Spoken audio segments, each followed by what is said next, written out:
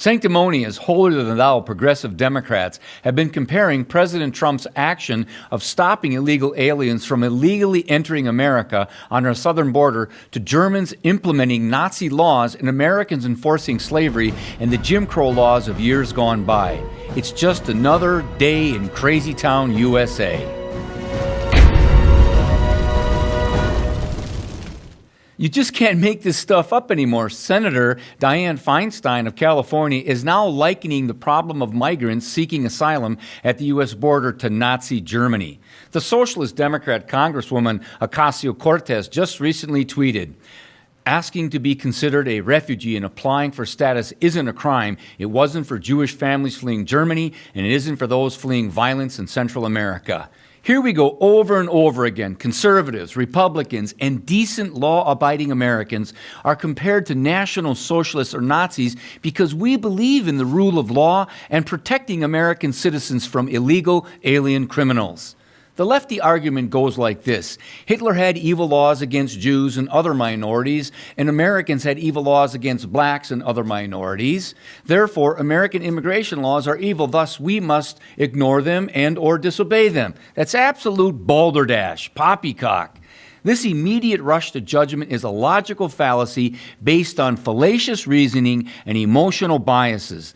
The Democrat assumption that our immigration laws are racist along the order of the Nazi Nuremberg laws of 1935 or the Democrat Jim Crow laws of the 1950s has no merit or basis in reality or facts. First of all, it was both Republican and Democratic representatives and presidents who passed our immigration laws and called for them to be enforced not based upon discriminatory racial quotas and criteria, but on practical guidelines for reasonable and legal immigration to our great nation. Remember, it was President Clinton who said this on January 24th, 1995, in his State of the Union address about illegal immigration to America. Take a look. All Americans, not only in the states most heavily affected, but in every place in this country, are rightly disturbed by the large numbers of illegal aliens entering our country. The jobs they hold might otherwise be held by citizens or legal immigrants. The public service they use impose burdens on our taxpayers. That's why our administration has moved aggressively to secure our borders more, by hiring a record number of new border guards, by deporting twice as many criminal aliens as ever before, by cracking down on illegal hiring, by barring welfare benefits to illegal aliens. We are a nation of immigrants, but we are also a nation of laws. It is wrong and ultimately self-defeating for a nation of immigrants to permit the kind of abuse of our immigration laws we have seen in recent years, and we must do more to stop it. And it was President Obama who said this in his February 12, 2013 State of the Union address about illegal immigration to America. Just watch.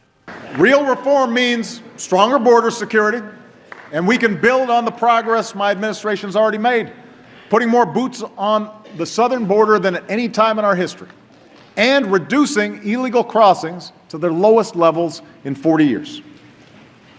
Real reform means establishing a responsible pathway to earned citizenship, a path that includes passing a background check, paying taxes and a meaningful penalty, learning English, and going to the back of the line behind the folks trying to come here legally. America's goodness abounds, as we are one of the most gracious nations in the world to immigrants.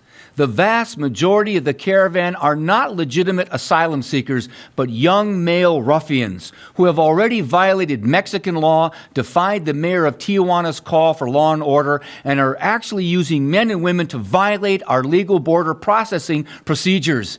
And badly, there is a substantial criminal element within this caravan.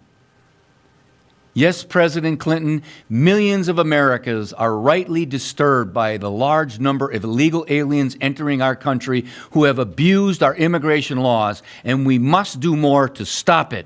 And yes, President Obama, we must have more boots on the southern border, making sure that illegal aliens are going to the back of the line behind the folks trying to come here legally. And thank you, President Trump, for following the advice of those Democratic presidents, and thank you for having the resolve to stay the course versus the madness of the open border Democrats whose hypocrisy resounds. I'm Dr. Jake Jacobs, and we'll see you next time on One Nation.